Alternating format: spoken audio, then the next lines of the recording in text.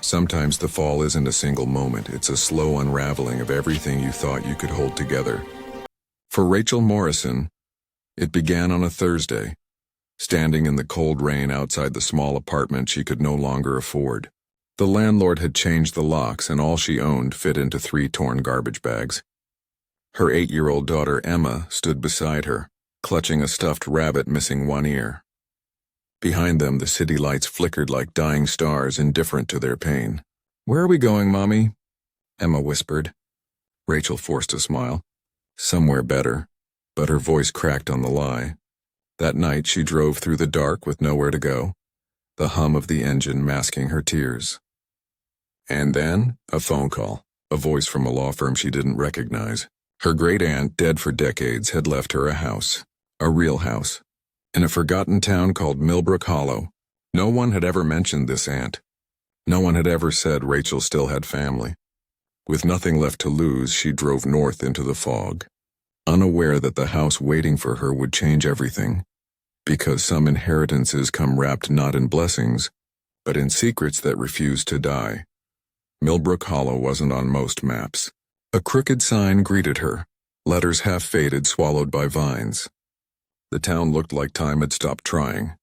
Gas stations boarded up, a diner with one working neon bulb, and at the end of a long, cracked road named Crow's Rest, she found it, the Blackwood house. The moment she stepped from the car, the wind stilled. The air smelled like dust and something ancient like pages of a forgotten book. The house rose from the earth like a cathedral to sorrow. Tall windows, heavy drapes, ivy clawing at its stone walls. Inside, everything was exactly as if someone had left it mid-breath. Teacups still on tables, beds half-made, chandeliers veiled in cobwebs. Emma's small footsteps echoed like laughter in an empty theater. "It's like a castle," she giggled. Rachel tried to smile, but every room hummed with presence. That night she found footprints in the dust, small, barefoot, too fresh to be from long ago. And tucked beneath a broken lamp in the study, a letter in her great-aunt's handwriting. "To whoever bears the name Morrison now, trust the house, trust the child, and whatever you do, don't trust those who come asking what lies beneath." That night Rachel awoke to the creak of a door opening down the hall. Emma's voice carried through the dark. "Mommy, she says her name is Lily." Rachel's pulse froze. "Who, honey?" "The girl who lives here." Rachel's flashlight cut through the shadows, revealing nothing but still air and peeling wallpaper. But when morning came, Emma led her to a spot in her room, beneath a loose floorboard. Together they lifted it, revealing a small metal box wrapped in yellowed lace. Inside lay old bills totaling $50,000 and a child's diary from 1893. The handwriting was elegant but shaky. Lillian Blackwood, age 10. The pages told of a father who made a deal, wealth beyond measure in exchange for his daughter's spirit, bound forever to protect the family's fortune. "They said I must stay," one entry read, "to guard what they took from the world below." As Rachel read, the house sighed and the candle beside her flickered violently. A whisper slid through the air, soft and young. "Thank you for finding me." When she looked up, the room smelled like roses. The page she'd been reading turned itself. Days turned to weeks, and Millbrook Hollow began to close in around them. Locals avoided the Blackwood estate, crossing the street when Rachel passed. At the diner, a man introduced himself as James Whitlock, a property developer. He smiled too wide, his questions too rehearsed. "That place," he said, "has a history. Some houses don't want to be lived in." That night, Rachel found his business card slipped under her door with 3 words scrawled on the back. "It's not yours." The next morning, the library door was open, though she'd locked it. Inside, ledgers lined the desk. Her great-great-grandfather's handwriting confessed it all. A ritual, a child sacrificed, gold pulled from the fold, a hidden space between worlds.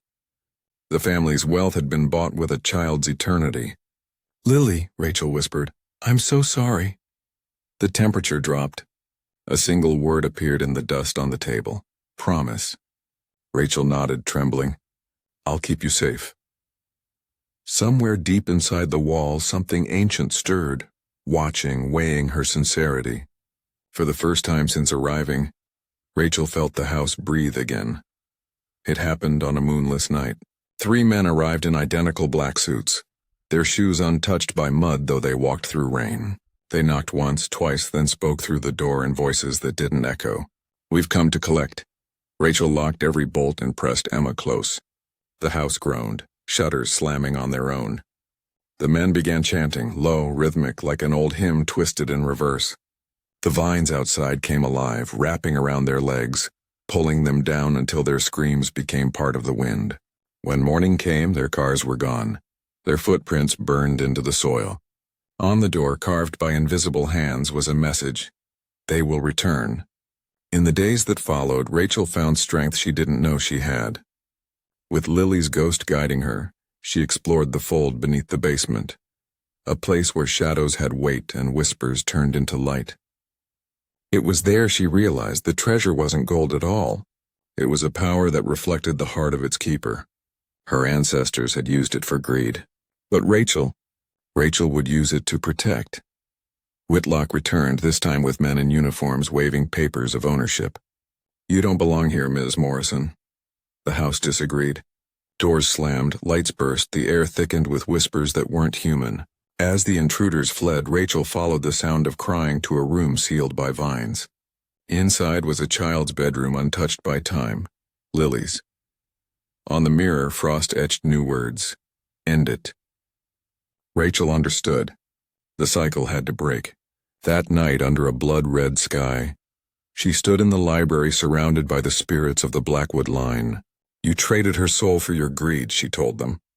"Now I trade mine for her freedom." The ritual began, a fusion of pain and love. Light bled from the walls, gold melted into memory. The fold shifted. Lillian's spirit appeared one final time, smiling, her voice soft. "Thank you." When the light faded, the air was clean, the curse undone. Rachel fell to her knees, exhausted but free. The treasure was gone, but in its place she felt something far greater: peace. Years passed. The Blackwood estate became something unrecognizable, a sanctuary for the forgotten. Rachel turned it into the Lillian Blackwood Home for Lost Children, a refuge where no one would ever feel unseen again. The house that once devoured souls now nurtured them. The library became a classroom, the ballroom a dining hall filled with laughter. And in quiet moments, Rachel still felt Lily's presence, a soft warmth in the air, a door closing gently at night. Children arrived broken and left whole. The villagers who once whispered now sent their own to learn under her care. Each child planted a rose in the garden before leaving, a promise to carry love forward. The house that had once been a monument to grief had become a beacon of hope. And in its heart, Rachel had found the family she never thought she'd have. On the 10th anniversary of the school's founding, the snow fell thick and silent over Millbrook Hollow. The children gathered by the grand staircase, their laughter echoing through halls once haunted by sorrow. Emma, now grown, stood beside her mother. "You kept your promise," she whispered. Rachel smiled through tears. "No, we did." Above them, the portraits of the Blackwoods shimmered faintly, as if smiling too. Outside, lanterns glowed, casting golden light through the fog. Somewhere deep beneath the house, the fold pulsed softly, alive but finally at peace. The story had come full circle. A tale of loss, redemption, and the power of choosing love over legacy. Sometimes the monsters in our past aren't meant to be fought. They're meant to be healed. And as Rachel closed the door for the night, a familiar whisper drifted through the air, Lily's voice, soft and eternal. "Thank you for keeping the promise." If this story touched your heart, leave a like, share it with someone who still believes in redemption, and subscribe for more cinematic stories where the darkness always finds its light again.